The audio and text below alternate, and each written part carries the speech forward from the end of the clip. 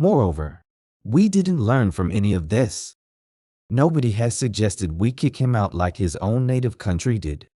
But it's a good idea that needs to be explored. Is there a connection between the political desire of this atheist, Soros, and the gradual withering away of our Christian roots?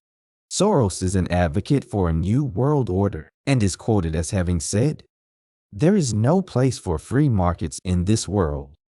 That sounds like he is an activist for socialism despite its being a dismal failure for more than a century. And, if orthodox socialism befell this country, Mr.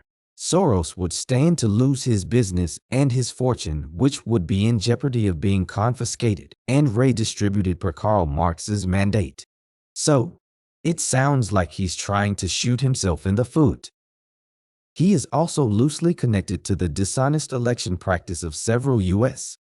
states in the 2020 presidential election and has meddled in other elections by trying to support left-leaning attorneys general and soft-on-crime prosecutors. Because there is no place for religion in socialism are those who advocate for this bankrupt system doing the devil's work. Yes, but are they useful idiots? Or knowing, deliberate and voluntary tools of the devil? Maybe there is no definitive answer, because they could be all of the above.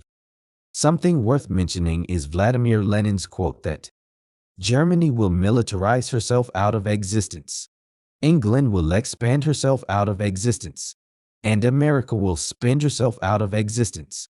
The first two may not apply now, but the comment about America is still viable, especially since the Federal Reserve, at the behest of the Biden administration, is irresponsibly and recklessly printing fiat money by the trillions, which is being justified as COVID relief, or any other excuse the Democrats can think of, including paying reparations to foreign countries in the name of their obsession on the climate change fantasy. It seems they just can't give away money fast enough to suit them. Soros' money also catapulted liberal leftist Barack Obama into the presidency in 2008 and 2012, where Obama, a man with no birth certificate, a sketchy past, a history of drug use, a reputation for hanging out in gay bathhouses in Chicago, and sporting 3 names, single-handedly doubled our national debt.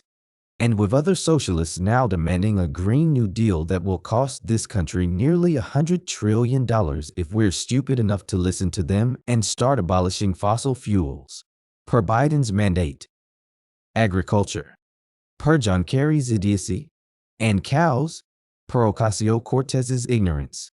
There is clearly a concerted effort by the leftist Democrats that will destroy America from within, whether it is by or in connection with George Soros. Maybe Lenin was right about us spending ourselves out of existence, and we need to start looking for who else is behind it. It would be a safe bet that the wealthy atheist, George Soros, fits into the mix somewhere because he is not a fan of America as it was or as it is, only as Soros and socialists want it to be, considering one of his favorite goals has for years been to open our borders, which only invites unrestricted border crossings by so many people that our system will not function efficiently, as planned by Cloward and Piven. Interestingly, the Biden administration is more concerned with how Border Patrol agents ride horses than whether America is being overwhelmed by migrants from all over the world. And horses are the problem they want to solve. Horses? In Texas. This is where they focus their efforts. Oh, wait a minute. Horses help federal law enforcement agents do a better job by extending their reach, speed, and mobility. And the Democrat plan is to get as many illegal aliens into the country as possible while they can. So that explains why they'd want to dismount the Border Patrol. An efficient Border Patrol interferes with their long-term plan of changing the national demographic.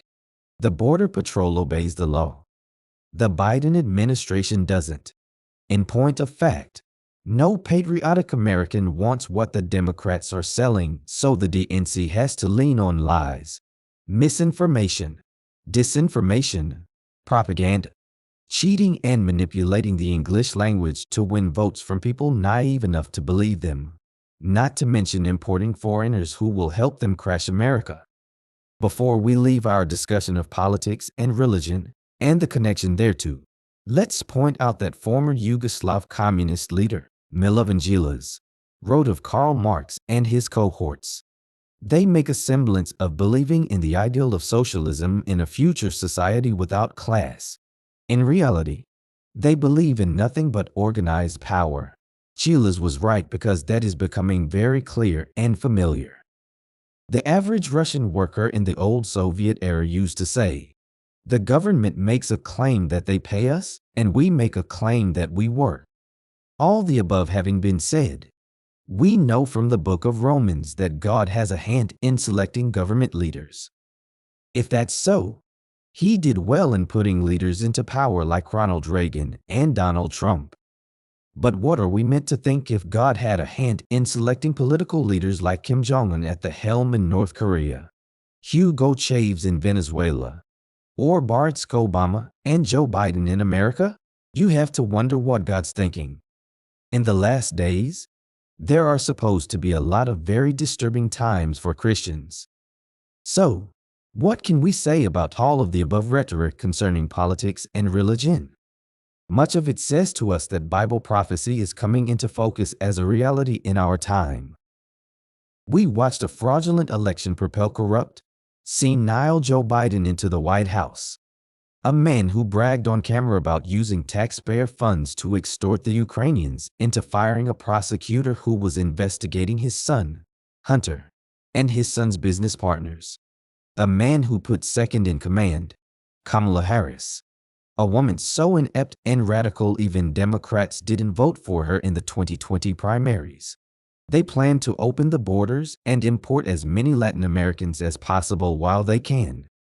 They're printing trillions of dollars of fiat money, thus causing runaway inflation that will only find remedy when the election season comes, degrading the US dollar and exploding our national debt. Are trying to usher into law the Equality Act, which will crush religious freedom. And they want to pack the Supreme Court with leftists so they will have a permanent lock on the judiciary. By the way, putting Kamala Harris into the vice presidency was likely more of a move to ensure job security for geriatric Joe Biden than because of her qualifications. In other words, the Democrats can read poll numbers and must have noticed she didn't get a single electoral vote. Was so fundamentally unlikable that her own party didn't give her enough votes to keep her in the race, thus forcing her to be the first to drop out of the run for president. So, it can be said she was more than likely put in place not because of her gender or ethnicity, but to keep Americans from wanting Biden impeached because it would put her in his place as president and jump us out of the frying pan into the lake of fire. Impeaching both Biden and Harris would have at one time elevated octogenarian Nancy Pelosi to president. A woman who bragged about her $27,000 freezer and designer ice cream, encouraged people to come to Chinatown, wasn't satisfied with the size of her government-provided airplane to shuttle her back and forth from Washington to her home in California, and whose husband has done business in China. So, if the end times are supposed to be so disturbing, are you disturbed yet? If not, think about this. Facebook and Twitter banned a sitting president of the United States and has shadow banned millions of conservative voices while bragging that they are a private company, can kick people out at their discretion, and don't have to honor the free speech provisions of the U.S. Constitution's First Amendment. But the Taliban had free access to both platforms to spread propaganda and communicate with people in Kabul as they humiliated America's 20-year effort to bring freedom to the Afghan people and checkmate al-Qaeda from having a base through which to train and launch attacks on us. If it doesn't bother you that our own businesses, universities, news sources, social and entertainment media, increasing numbers among our political class at the highest levels are being catapulted so far to the left and have been co-opted into contributing to the dismantling of classic America and its historic freedoms, then try to remember the well-known quotation by Martin Niemöller, a German pastor whose words are enshrined in the United States Holocaust Memorial Museum. First, They came for the socialists, and I did not speak out because I was not